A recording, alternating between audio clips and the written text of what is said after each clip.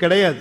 அவர் ஒருவருக்குத்தான் சடாமுடி உண்டு, அவர் ஒருவருக்குத்தான் பிறை உண்டு, அவர் ஒருவருக்குத்தான் கங்கை உண்டு, அவர் ஒருவருக்குத்தான் சிரமாலை உண்டு, அவர் ஒருவருக்குத்தான் 3 கண்கள் உண்டு, அவர் ஒருவருக்குத்தான் அருவம் உருவம் அருவுருவம் என்ற நிலைகள் உண்டு, அவர் ஒருவருக்குத்தான் 3ஐயும் தாண்டிய சொரூபம் உண்டு, அவர் ஒருவர் தான் பன்றிக் கொம்பு அணிந்திருப்பார், அவர் ஒருவர் தான் சிரமாலை அணிந்திருப்பார், அவர் ஒருவர் தான் எலும்பு மாலை அணிந்திருப்பார், அவர் ஒருத்தர் தான் சுடுகாட்டில் இருப்பார்.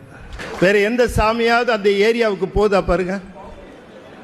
எல்லா சாமிக்கும் பயம் சுடுகாட்டை பார்த்து. நம்மால் அங்கே டயஸ் போட்டு ஆடுறாரு.